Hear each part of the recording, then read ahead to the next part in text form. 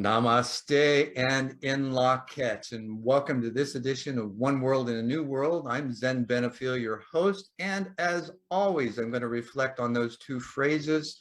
Namaste comes from the Sanskrit, spoken it's Brahmi. It means the divine in me recognizes the divine in you. In Laquette comes from the other side of the world, and it means I am another you. So greet each other from that perspective and just test that notion within you and how you greet others on a daily basis, and you will find a phenomenal change in your life. But don't believe me, test it for yourself. So this week's guest is Marc Victor. I've known Marc for probably a couple of decades now, I'm guessing, and we see each other every once in a while. I really admire what he does as far as his attorney work. He's manages an Attorneys for Freedom Law that's in Mesa, Arizona.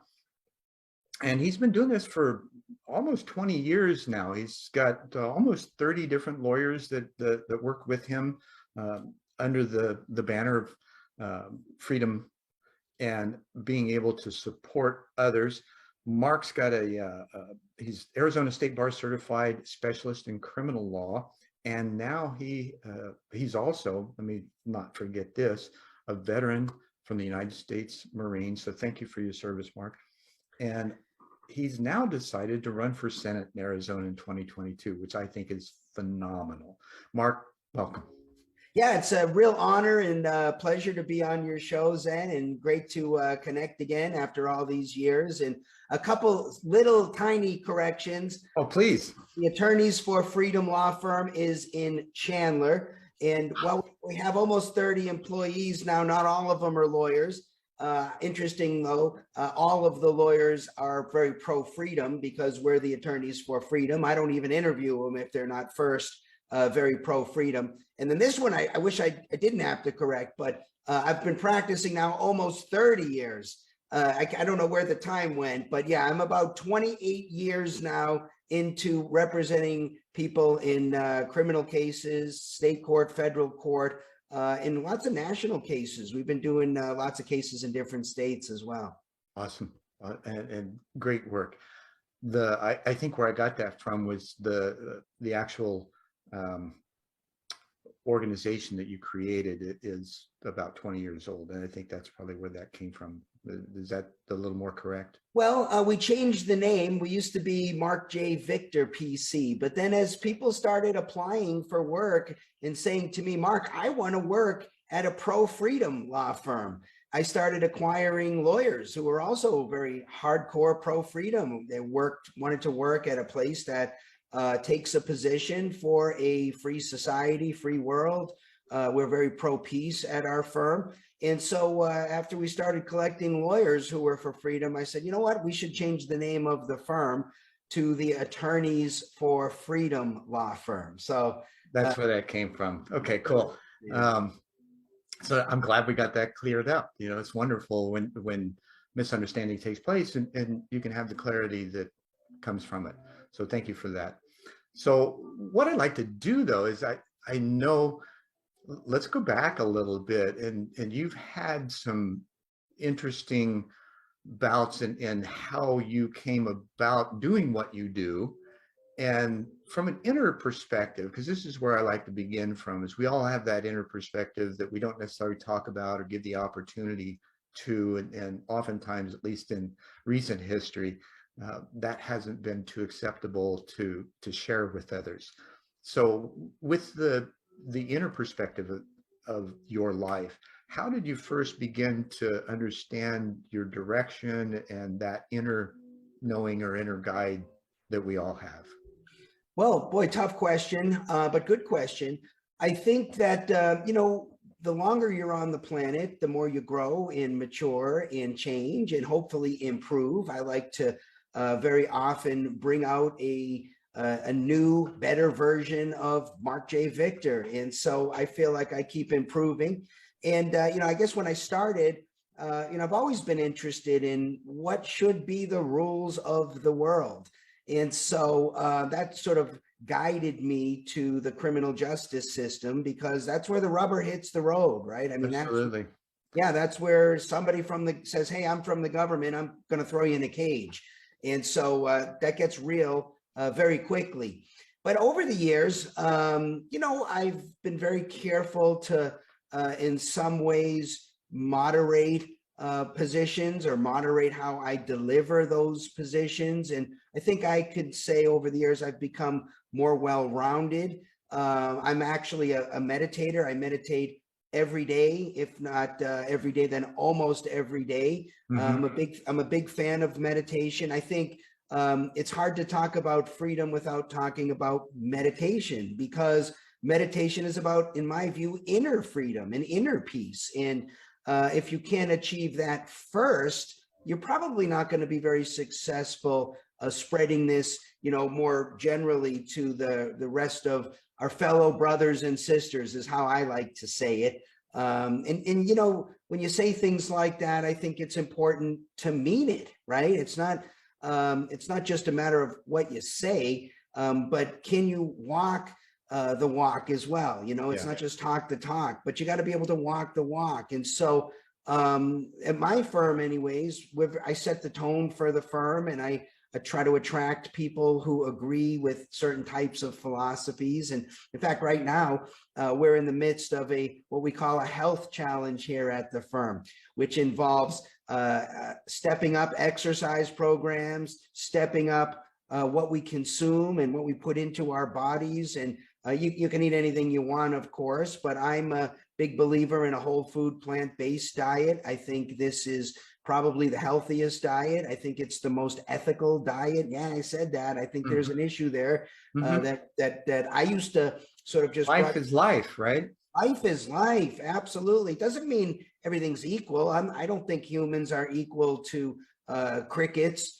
But on the other hand, I don't indiscriminately kill crickets either. If I can shoo them out of the house, I shoo them out of the house. I think life is important. I don't think you uproot plants for the sake— we don't have the type of mentality like with the indigenous philosophy that, you respect life and you honor it and you ask for what you need and you respect when in the nature of being able to feed, clothe, and house our families, right? There's this working with nature.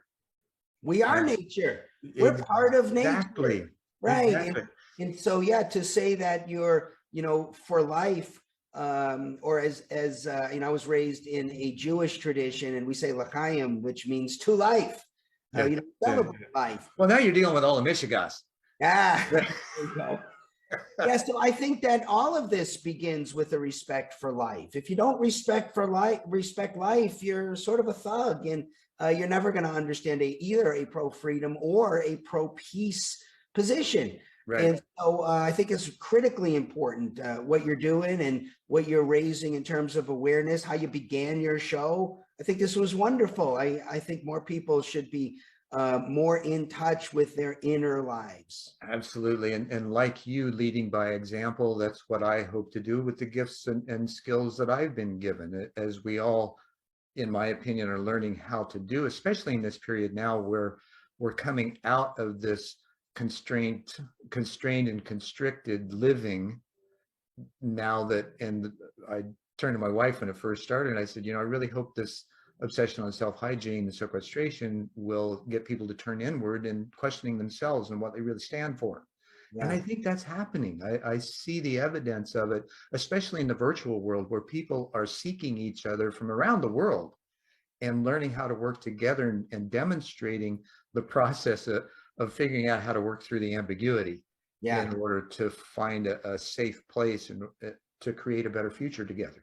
Totally. Now, speaking of, you recently, the live and let live philosophy that you have in the organization you've created around that, how did that begin and what were the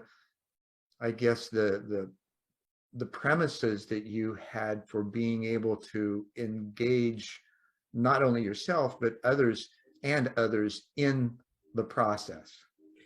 Wow, excellent question. Well, for starters, I I guess I've always been a live and let live kind of guy. I mean, to me, I never had to be convinced about this sort of phrase, live and let live. It always made sense to me. It's one of those things that to me seems absolutely self-evident. And that's I guess what led me to fall into this libertarian crowd, which is where I resided for decades. Mhm. And I've sort of for years been scratching my head and saying, why aren't the libertarians the dominant political philosophy? What they're saying obviously makes sense, but there was always a piece missing, because I've always considered myself a peace activist, and libertarianism is about freedom. And as you know, libertarians sometimes talk about the non-aggression principle, and compliance with the non-aggression principle is great to achieve freedom, but peace requires something else. And there was just that section of things that was missing. And so I would ask myself, why aren't the libertarians making more progress? And so it occurred to me that they didn't lead with this principle, and I'm guilty of this myself. The much Mhm. younger Marc Victor, might have met you, shaken your hand and said, I think meth should be legal or something like that. And, people hear that and they turn their brains off. That's because I skipped over the reason. I skipped over the principle that's involved, the fundamental principle. And And as that's I've choice. as I've gotten older, I've recognized the importance of principles, which is on a little side note. One of the reasons my very favorite book, or at least one of my favorite books, is The 7 Habits of Highly Effective People by Stephen Covey. He talks about principles in there. I run my firm based off of that book and those principles. I run my whole life off of, for example, I think win-win in every deal that I Right. do. Business. And I would say you also include Senge's work. I'm not familiar with that.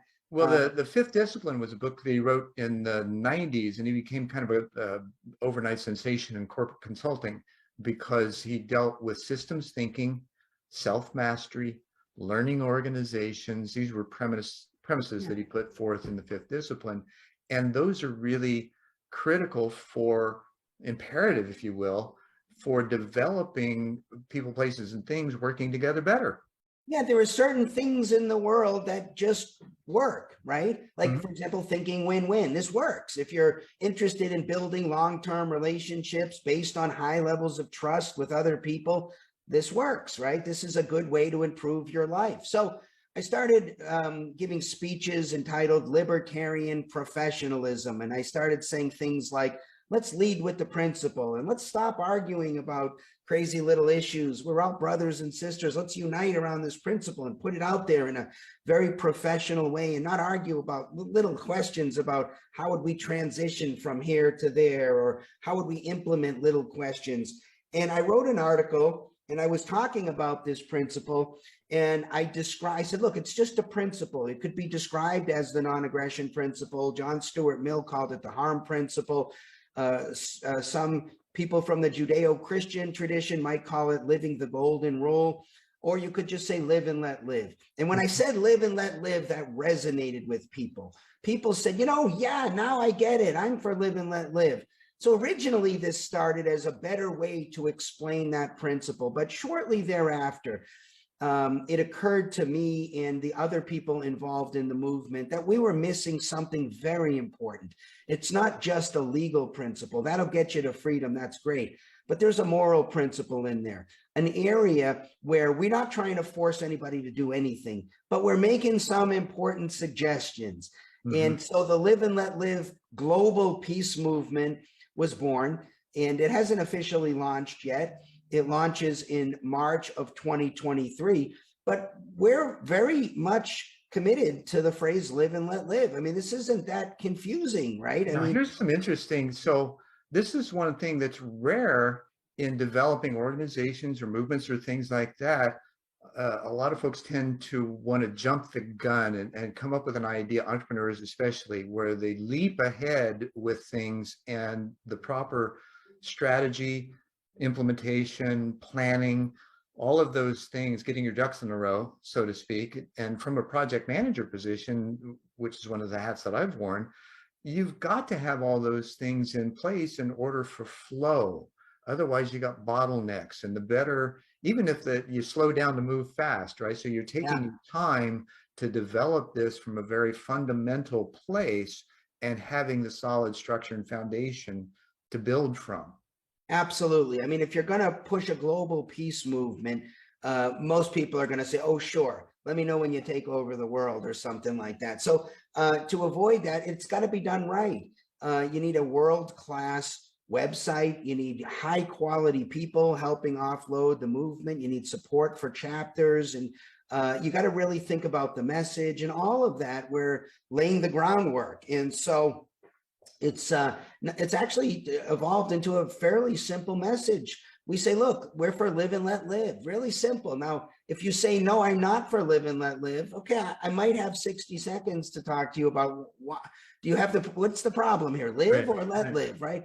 But most people agree with this phrase. And so we stick to it very, very tight, and so it's not confusing. There's live and then there's let live. What could live possibly mean, right? Live. Right. Well, it's like we come into this, in my opinion, we come into this world with two agendas: to love and be loved. And that's what love or live and let live epitomizes to me. Now, one of the things that I also have noticed, and I'm sure you have too, is that initially we have all these verbose ideas of how to articulate a message, and then it's distilled down over the years into the simple phrases like live and let live. And that, when you really understand that or have the time to explore it, you unpack all kinds of different things that are connected with that across the spectrum, from individual relationships to communities to education to industry to politics even. And this notion of growing together becomes present, where in the past, last century especially, the industrial age technology and technological age had this notion of pyramidal structures with alpha males at the top competing against each other. Well, we found out that really doesn't work, and we're right in the middle of one of those places of Michigas where it's obvious that it's not working, and now we're trying to figure out how do we move forward together, and the pain has become great enough that we're actually willing to change. So how does that change look to you? And you can describe it in broad terms, but I'd like to know maybe a little more of the specifics of how you see that playing out here in Arizona.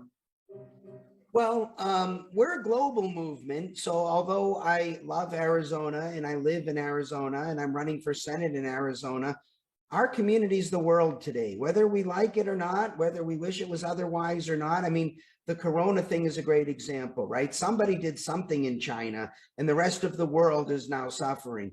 And so there are many, many threats that are coming down the road that we can't ignore. We can't just say, let's just worry about our little community and ignore everything else. This is why I've never liked this America First policy. To me, it should be win-win, right? Let's take care of everybody as best we can, and let's do it for the right reasons. Let's not put it into the law. That's never how you get things done properly. You got to win hearts and minds. And you change it from adversarial relationships to collaborative relationships. That's right. So our movement is focused on simply trying to win hearts and minds.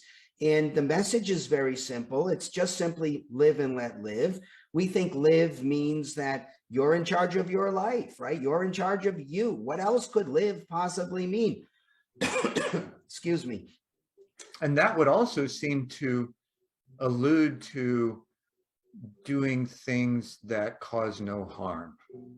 Of course, right. So here's how we explain it. We say live means you're in charge of your life. You're the iron-fisted dictator of your body, property, money, time. You are in charge of you. So anything else that I could say about your life would simply be suggestions. And that's okay. We have lots of suggestions. This is how we derive what we call in our movement the moral principle, which we simply explain as be a good human. That's our suggestion. Be a good human.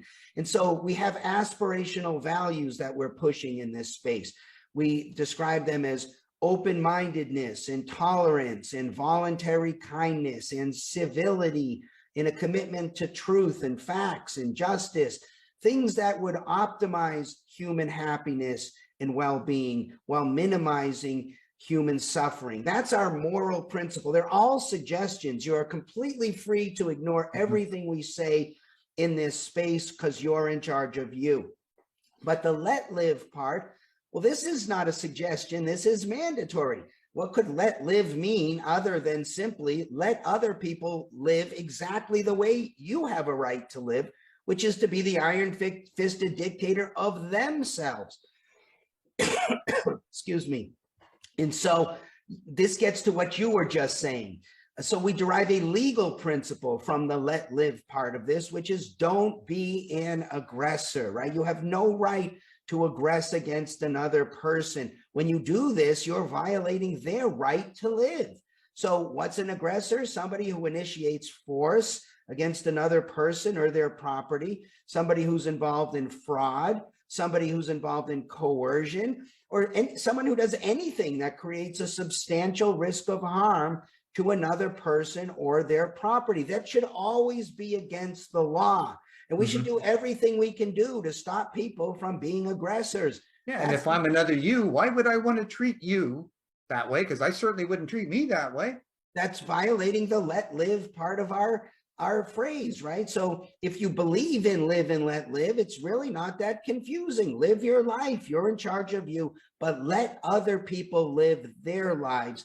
And I think the very important takeaway here is to make sure that you understand the difference between a legal rule and an ethical or moral rule, right? What we're trying to say is, look, our morality, our personal morality should be outside the law, but we can still advocate for it. And there are lots of things we advocate for. What we're really teaching people here is how to think about issues, right? Because issues will arise. There'll be issues. But I don't want to think. I just want what I want, right?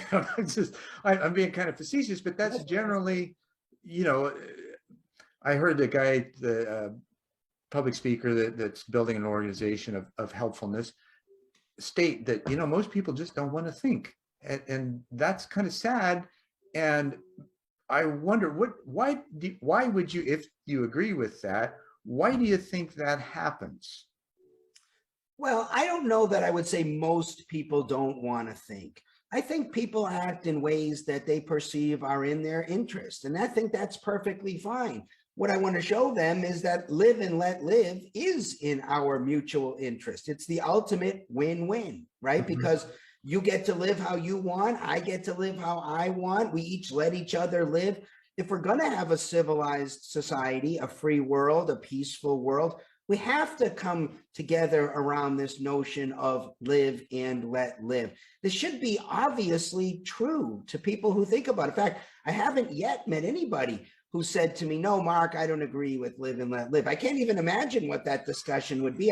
I'm interested to see the first person who says this to me, because I'm going to say to them, well, what is it you disagree with here? The live part or the let live part, right? Very likely will be the let live part, right? Because everybody sort of wants to run their own lives and be in charge of their own body, property. Well, and we tend to want to control others.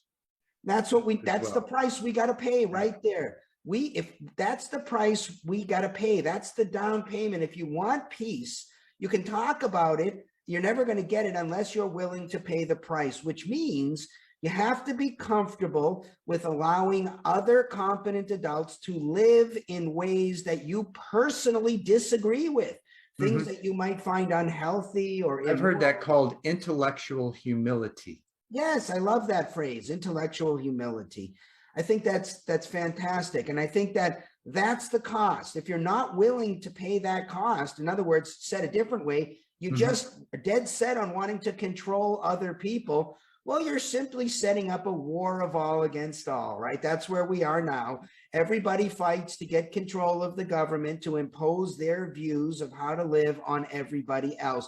I want to stop playing that game. This is a fool's game. We should come together. First, we need to recognize we're all brothers and sisters, really. We're all humans. We're on the planet for a very short period of time. We're very, very lucky to be alive at the best time so far to be alive on the planet. We have lots to celebrate. We're here for a short time. Nobody gets to get out alive, right? We're all Right. here.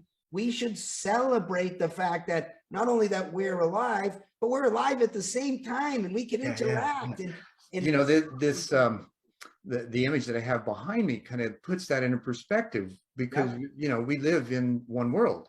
yeah, And, you know, the picture originally, I'm not sure which astronaut took it, but I had the opportunity. I met Edgar Mitchell years ago. He was the sixth man on the moon, and what a wonderful gentleman he was. And we had some really deep conversations over a period of time. I was managing an event out in Levine called the Prophets Conferences back in '97.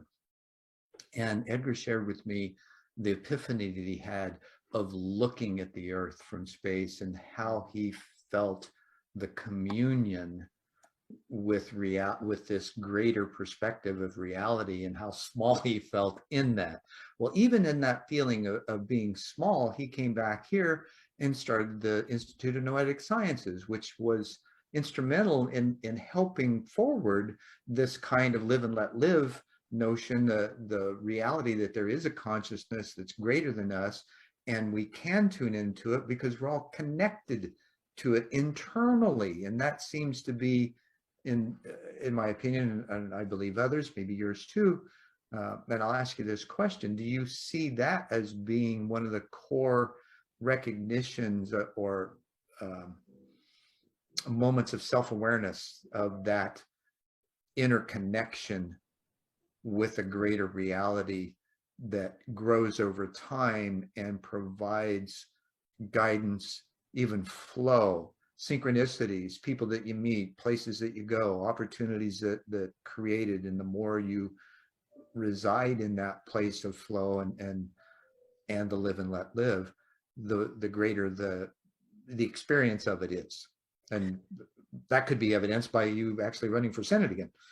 yeah. I mean, I think one of my favorite words is balance. I think balance is very important in life, and I think in some ways we're certainly connected. We live on the same little tiny planet in this humongous, as best we can tell, infinite universe, right? It's the only home we have that connects us all by itself. I look at that picture over your shoulder and I say, that's it. That's where we live. And there is nowhere else. I can't believe we can't get along. It's how well, there might be. We just can't go there yet. Not yet. That's all we got for right now. And in other ways, I recognize that we're all individuals and we're entitled to make different choices. I think that we just need to start respecting, really respecting, not just paying lip service to it, but really respecting the rights of other people to chart their own course and to define and to pursue their own happiness. Absolutely. Now, let me ask you this. You mentioned balance. Let's take it a step further. And how would you ascribe this in the perspective of harmony? From my perspective of harmony, I'll offer that as a point to reflect on.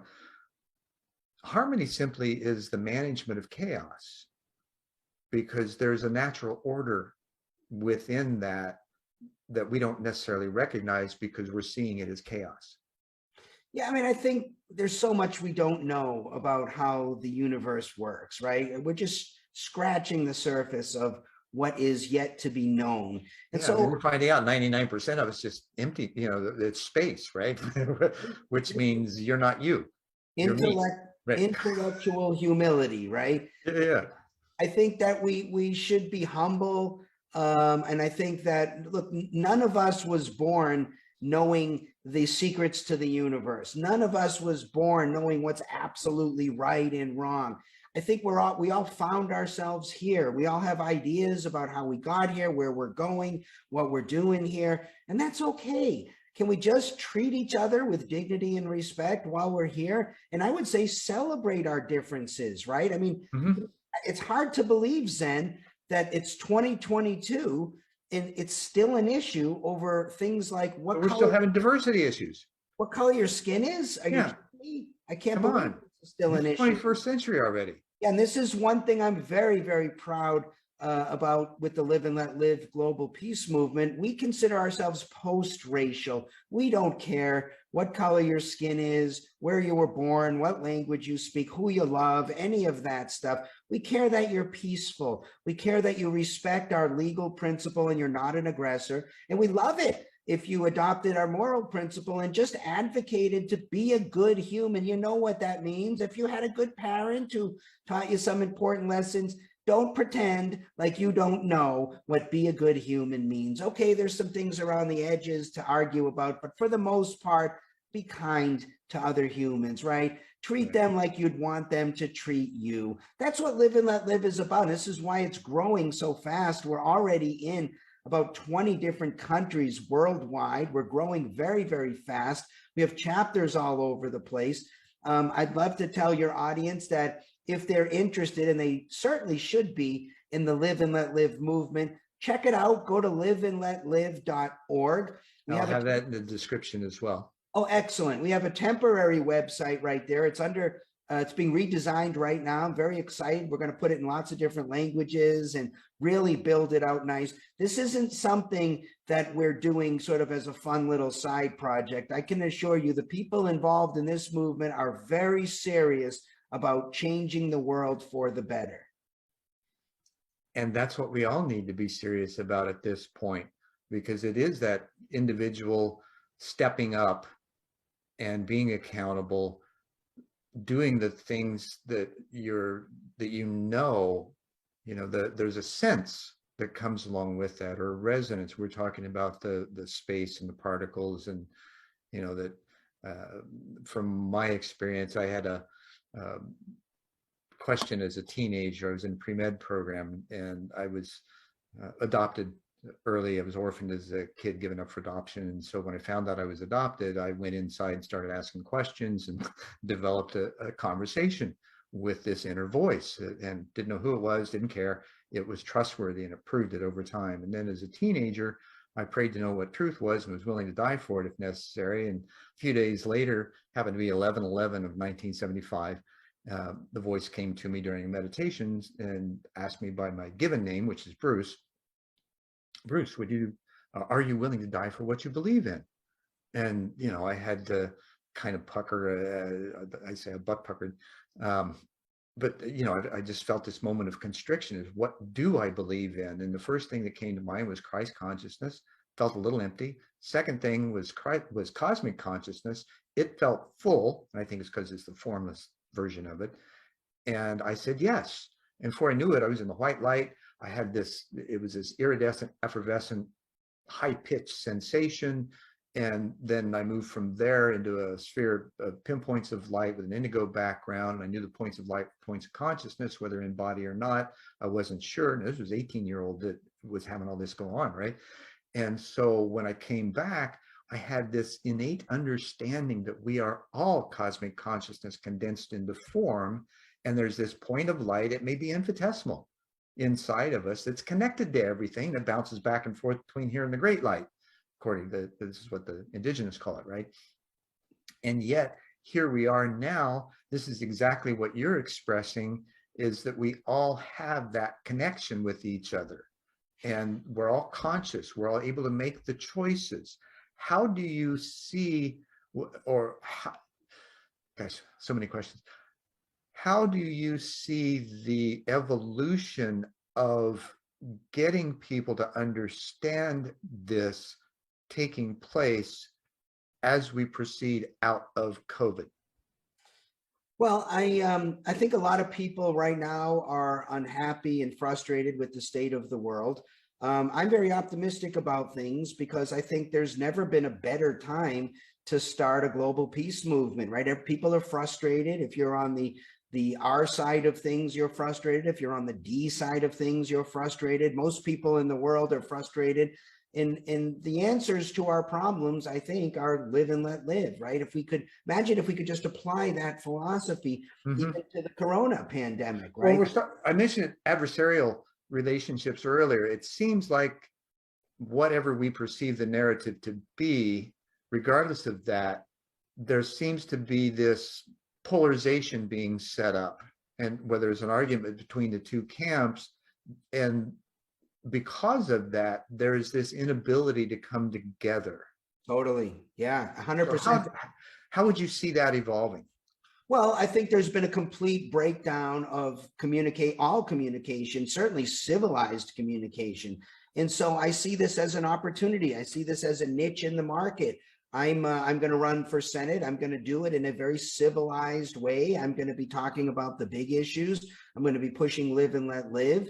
I'm going to be talking about our moral principle and our legal principle. And I'm going to answer every question entirely consistent with those two principles all the time. So just because something doesn't violate the legal principle, and I would, as a result, say that the conduct should be legal, doesn't mean that I'm condoning it. In fact, I could speak out against it. I could try to persuade you. Take, for example, earlier I was for legalized methamphetamine. Okay, well, if you're a competent adult, you get to decide what goes in your body. But if you said, hey, Mark, I think I'm going to try meth tonight, I would say, Zen, I think this is a bad idea. I would try to convince you not to do it. Just because I think it's legal doesn't mean I think it's the right thing to do. What that means is I recognize you as the person who makes the ultimate final decision about what goes in your body, just like I claim the right to what goes in my body, but we can still have a conversation. I might say,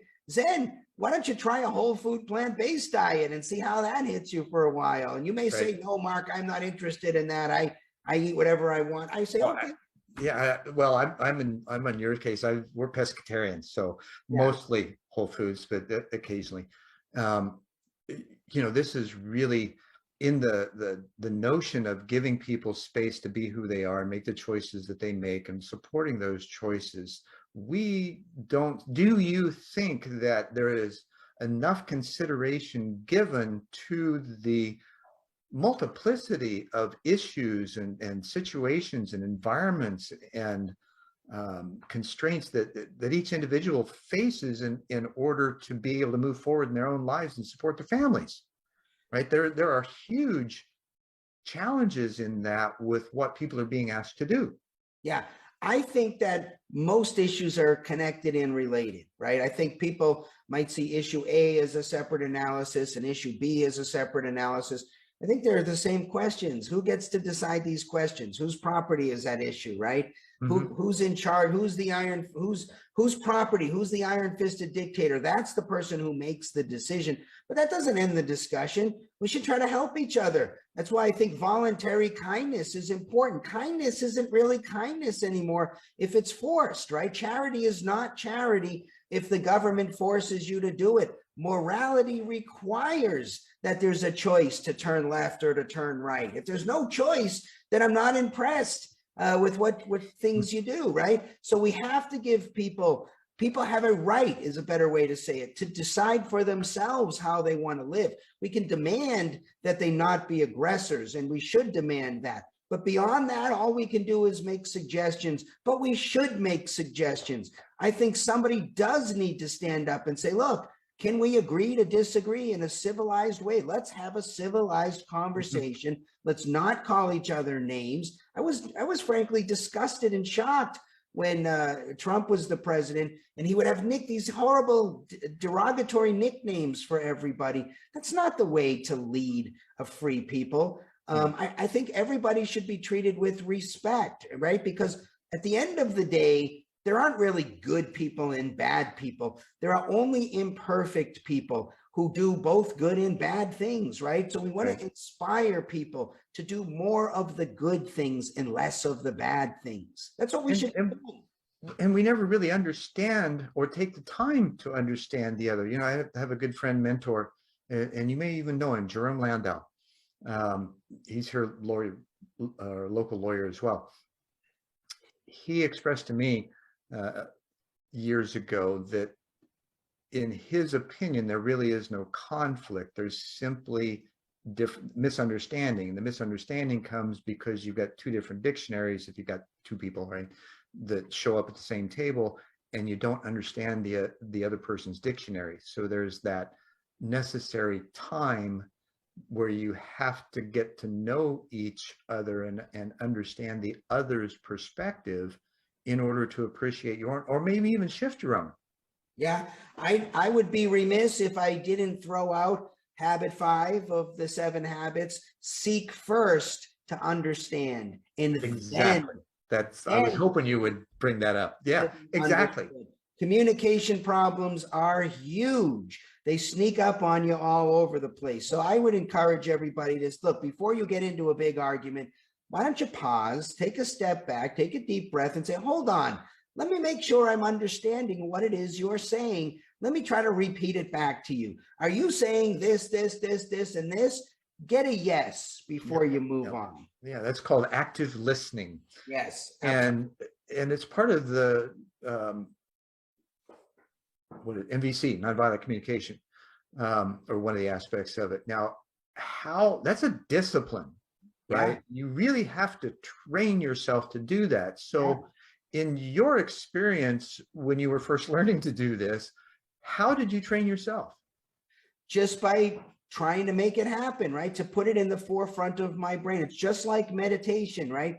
When you Mhm. first sit down and try to follow the breath, we already know you're 2 breaths, 3 breaths, you're going to be onto something else, right? We know this. That people, it's unfortunate because I think people say, oh, I tried that meditation, it didn't work, I got distracted, I can't do it.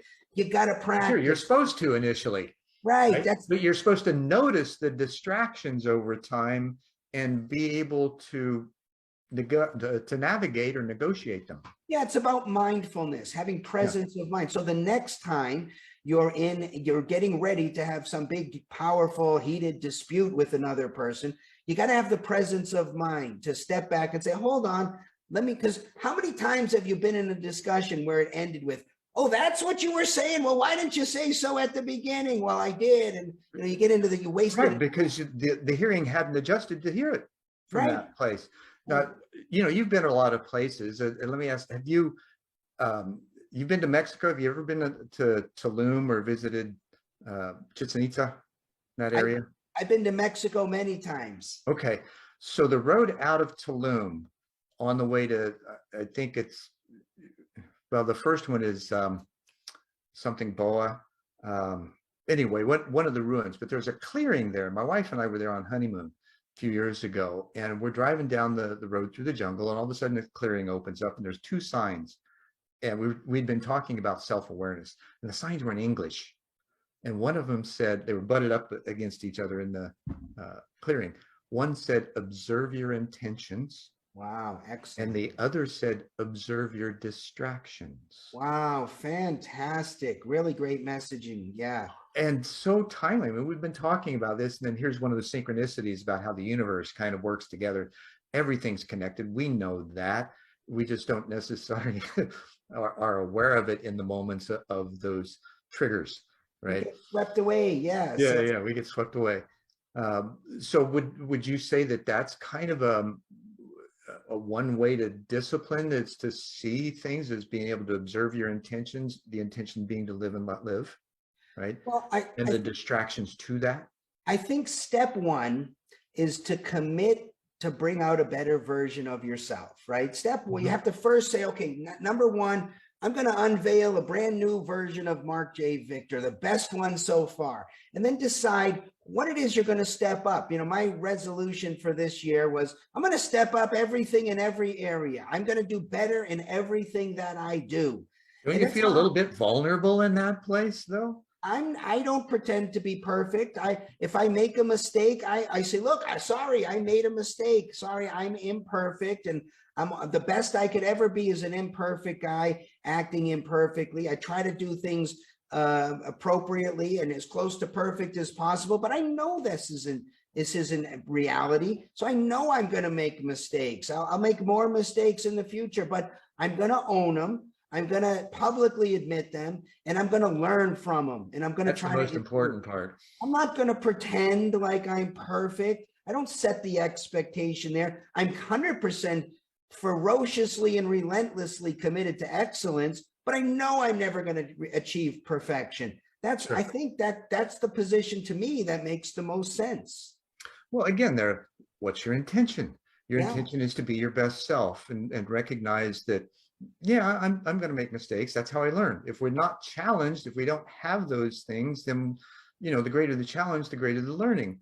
Right. And then there's the flip side of that. The greater the challenge, the greater the learning, the more responsibility you have for your own behavior.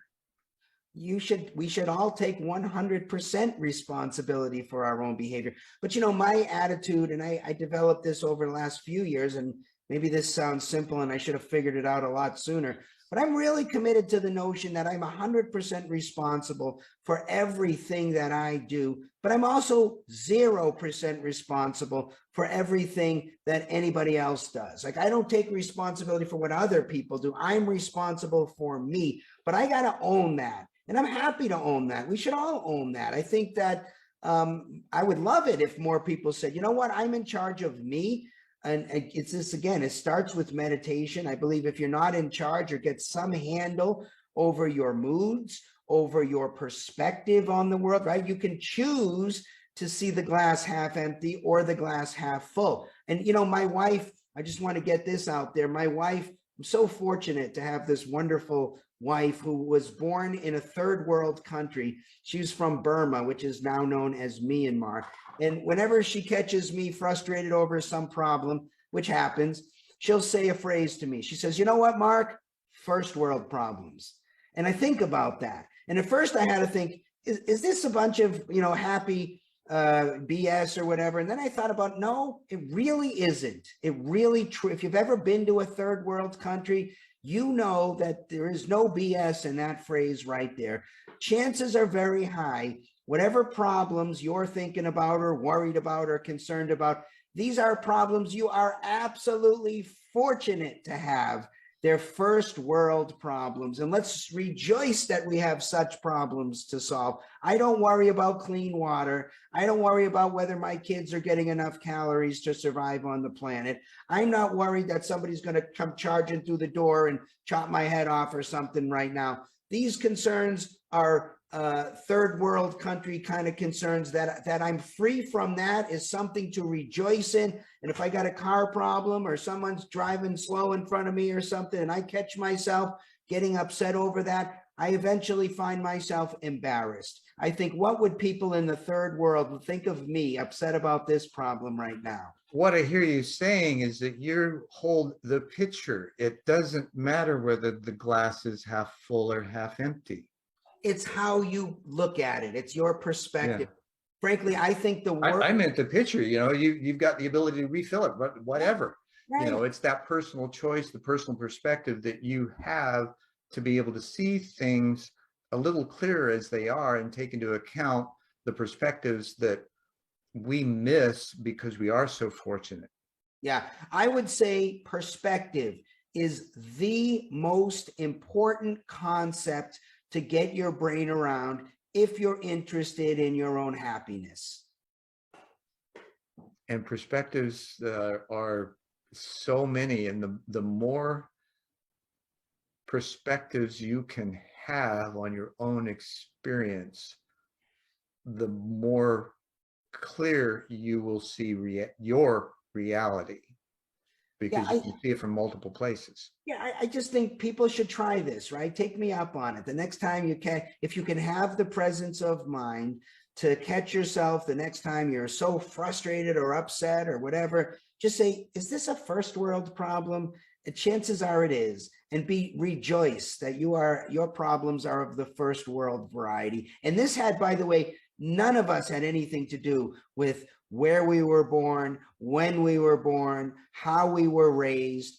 We were very, very lucky. We are among the luckiest humans to have ever lived on the planet. We live better than the richest kings lived just a few hundred years ago. Mm-hmm. We are in very good shape. We have very little to nothing to complain about. Well, and there is also that thoughtmosphere of those who feel like we choose, that the ultimate choice is still choice, that we choose who we are. We choose our parents. We choose when they enter the world. We choose where we enter the world.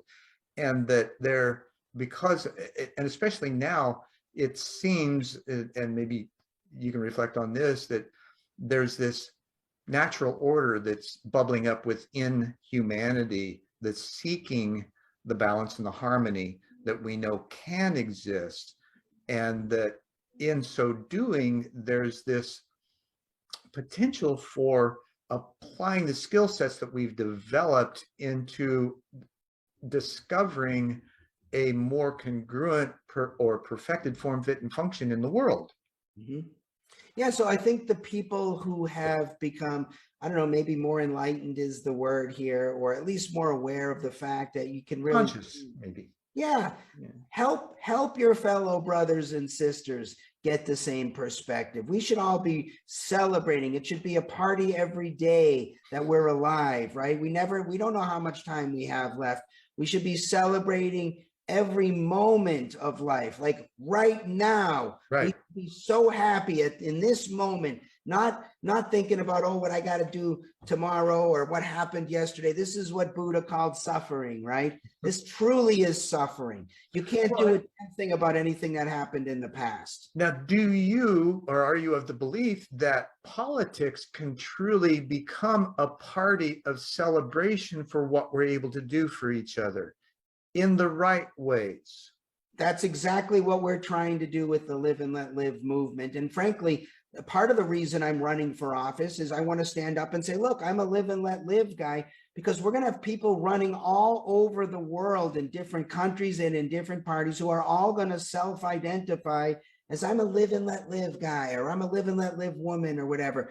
And we're going to push them all to the Live and Let Live website and hopefully win hearts and minds. And then at some point, when there's enough of us, the world is going to be recalibrated around a principle that we call live and let live. And when that happens, life on earth will be dramatically improved. Absolutely. And the systems that we have will be in order to where, for one, the basic needs of everyone will be taken care of, because we have that capacity to do so now. We just don't. Through voluntary kindness, not through forced kindness. Right. Forced kindness isn't kindness at all. It's perfectly consistent for me to say, look, I am against laws that force my neighbor to help another neighbor. You don't have to do that legally, but I definitely want to inspire people to help other people. As strong and forcefully as I possibly can, in an intellectual kind of way. We should inspire other people to help, not force them to help. That never works out. You mentioned the intellectual side of it. Where you're asking people to go, at least this is what I think I'm hearing or sensing, is a visceral experience of that attitude, not an intellectualization, which kind of still puts things in categories and boxes, right? It's more of an overall experience with each other that brings that sense of collaboration, community to a whole new level. Yeah, I'll tell you, Zen, and you should really take me up on this. You should come to one of our monthly leader meetings where we get together with the leaders of Live and Let Live from around the world, and 10 different countries in Africa, with guys going like this. I was up at 4 o'clock in the morning one day this week to give a presentation to Nigeria that's running a Live and Let Live conference over there. And so what's evolving is this global community. And what we say to each other now is live the message. Don't just spout the message out. Don't just be the example. Be the example. Don't just talk about. You send me the link, I will be there. Yes, don't just talk about voluntary kindness. Live it. Don't just talk about open-mindedness and tolerance and civility. Live it. Be the living, walking, breathing. Otherwise, it's empty. Right. It just becomes another empty promise from the Republicans or the Democrats or some other party just to get elected or something like that. Now, how would you see this showing up in a concerted effort, let's say here in the States, in how we can reframe or maybe restructure the political system here? Well, we can't do anything until we have enough people who have in their hearts and in their minds this live and let live principle. Once that happens, none of us can predict what will happen next. Take, for example, marijuana legalization. something I've been fighting for many, many years, and it happened. And no one ever thought it would happen in Arizona. But it didn't happen because politicians led the way. It happened because enough people said, you know what, let's stop locking people up for peacefully smoking weed. And then what happened was interesting. Either politicians woke up and put their finger in the air and saw which way the wind was blowing and said, you know what, I've changed my mind. I'm going to buy some grow houses. Yes, right. After decades of supporting locking up our fellow peaceful human beings and ruining their lives, all of a sudden, I think it's okay to smoke a joint. So they kept their seats. Others didn't change their view, and they got voted out, and other people got voted in.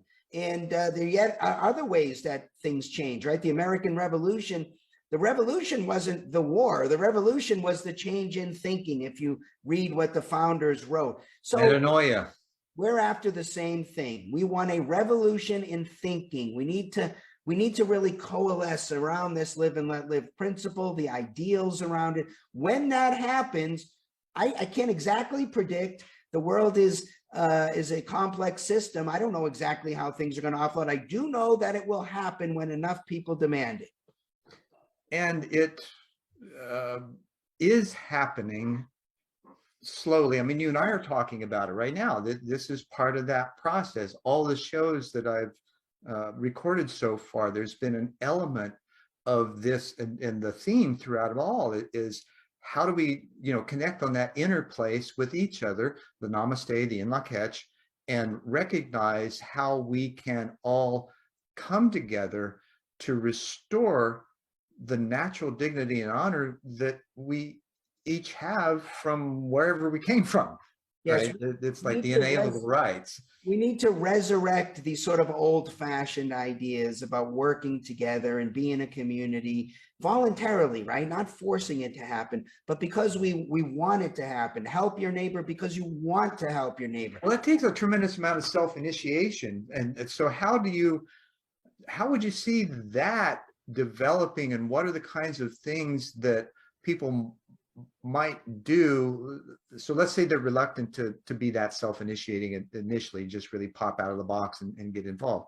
What might be some small things that people could do to help them take some initial action to begin to experience what this new storytelling series might be like? Great question.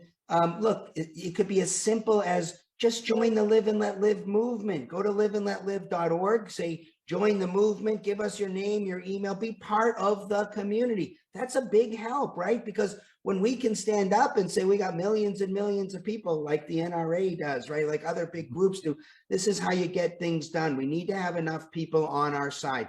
If you're more ambitious than that, you can start a chapter. We're starting chapters right now all over the world. If there's not a chapter in your area, no big deal. Let me know you want to start a chapter. We'll help you put some people together, run a monthly meeting. No big deal. This doesn't have to require an awful lot of, money or time or anything like that. You could donate money if you have money. You could get on a committee, talk it up, send it out on social media. Say, hey, I just learned about this new global peace movement. Check it out at liveandletlive.org and let's make it happen. We're not and that's one of the things about social media. The theme of that, or the best practice, right, is know, like, follow, and share. Yes. So how difficult is that? You got a few moments, click a few buttons, send some information, and it doesn't take much effort at all. Right. Be part of the solution. If you like what we've been talking about on this show, get involved. Don't just sit around and say, that's great. We need you. We want to make it happen in our lifetime. We don't want to just talk about it. It's not just an intellectual exercise. We want to leave the planet better than we found it. If that seems like you, then get involved and help out. We're asking, we need more people. We're trying to get the good people of the world, the decent people of the world, to come together, at least around this idea of live and let live. You may live however differently you want to live, no problem. You're welcome in our movement. We celebrate differences. Just don't be an aggressor. That's our only demand. That shouldn't be that hard. Just play nice. Right. Can't we, remember the old phrase, can't we all just get along? Yeah. I like to describe them as the rules that you learned when you went to kindergarten. Remember, the teacher said, look, keep your hands to yourself and don't take the other kids' toys without their permission. Okay, these are good Don't rules. bite. They're still good rules. Absolutely are. And, you know, as adults, why do we lose that? What's the crux of how or why we give up our agency? Well, I think what happens is if you look at the political discourse, neither the R's nor the D's are making any mention of a difference between legal rules and ethical rules or moral rules. This is a critical, important point to get. This is why we have a legal principle and a moral principle. People have to understand, and even the morality that they personally agree with still needs to come out of the law, right? That's the cost, as I keep saying. If you're not willing to pay that cost, then you're signing us up for an endless struggle with each other to get control of the law and force your views on everybody else. Now, do you think that the laws we have on the books or the way they've been able to be manipulated has helped facilitate the corporate takeover? Because it appears, at least to many, and I'm one of them, that our representative government really isn't in charge, that it's more done through the money and the lobbying and the corporate control and the ways that they've been able to manipulate the laws in order to have things in their favor. Would You know, say maybe that's I'm a an reasonable assumption? I may be in the minority here, Okay. but I don't blame money in politics. It's not money that causes people to go in and vote for. Well, I realize it's a choice of those who are affected by it. Yeah. However, the fact is they've been affected. Well, that's on them. Okay. We need to take control of ourselves and say, look, I understand I keep seeing that political ad over and over and over and over again. That's not enough to get me to buy in. You know, and I've always wondered this since I've been a little kid, that you see a sign on somebody's front yard that says vote for Bob. Oh yeah, I'm going to go vote for Bob.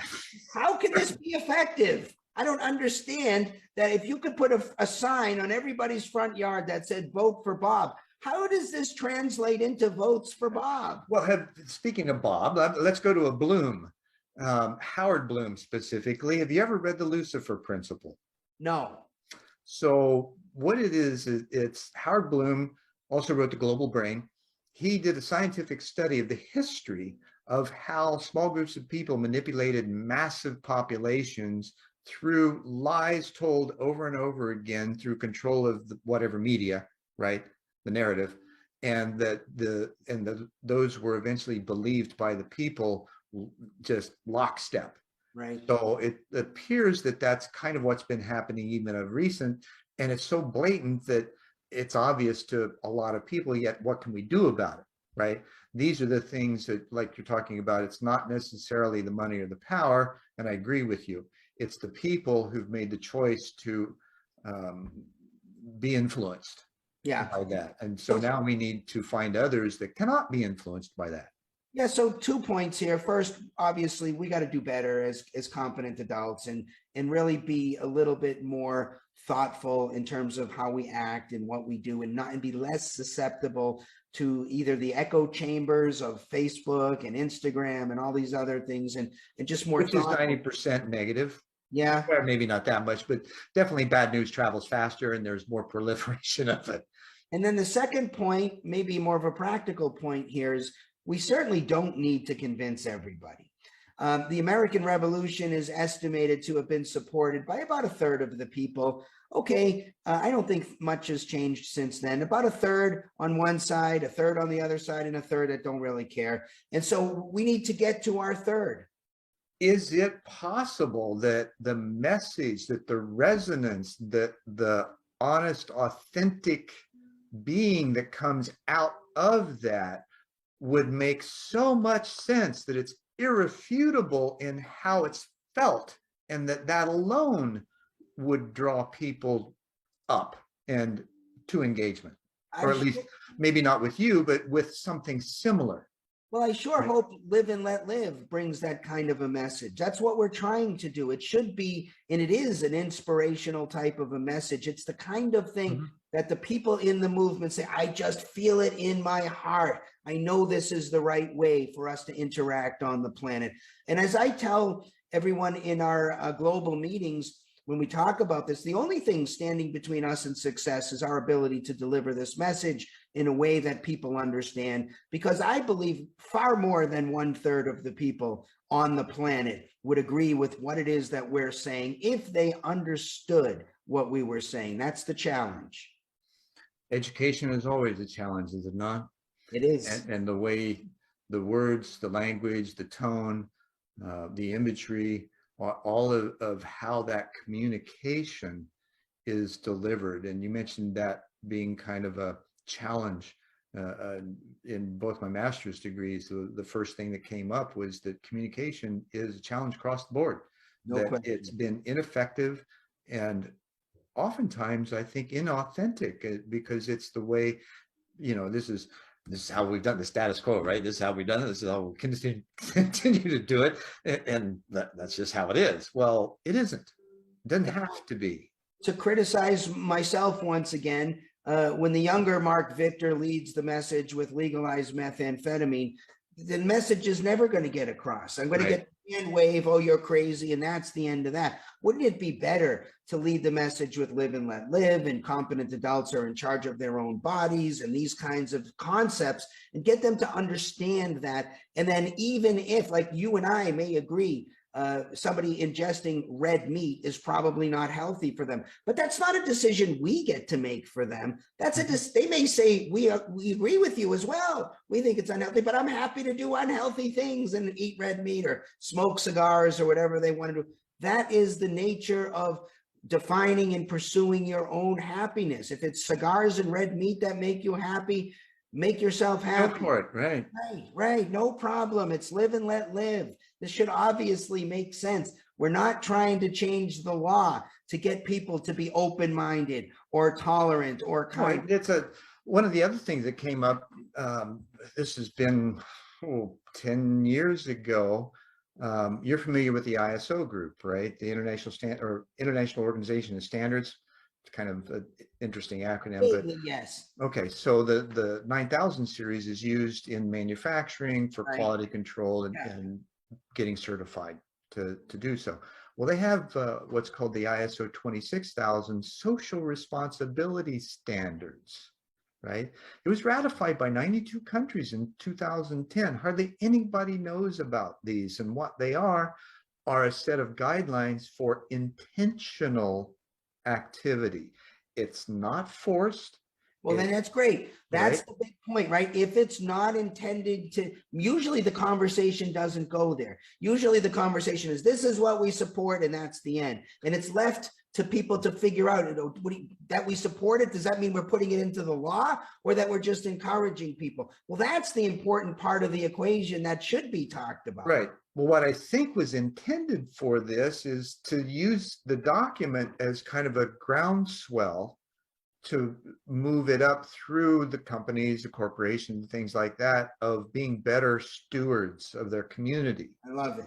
This is great. Yeah, sounds great to me. I think these are the kinds of things that we should be doing as responsible, competent adults on the planet Earth during the short period of time we're here. Cool. Marc, I really appreciate, that seems like a good segue, right, to kind of close things up. It's been great to reconnect and have the conversation. It was better than I ever anticipated it would be, because you hit things that you knocked it out of the park, man. Awesome. Thanks, and bro. I know that this will make a difference to our audience, and the information for Live and Let Live and anything else that you would like for me to include will be below the video in the description. Zen, we want you. We want you in the Live and Let Live movement. You're a great representative. We'd love for you to add your talents and skills to what it is we're trying to do here. I'll accept that invitation, Marc. Awesome. Awesome. Peace, brother. This is what we do in the Live and Let Live. All right. Mahala. Mahalo, man. We flashed, because, interestingly enough, the people who really understand things in Hawaii say, you know what? The aloha spirit is exactly the same thing as live and let live. Yep. Another way to say the same principle. Yep. And it's that way in multiple cultures. Yes. Marc, thanks again. And namaste and in-law catch. Thanks so much for staying with us through this episode of One World, a New World. I'm your host, Zen Benefiel, and I will see you next time. Thanks, brother. Peace.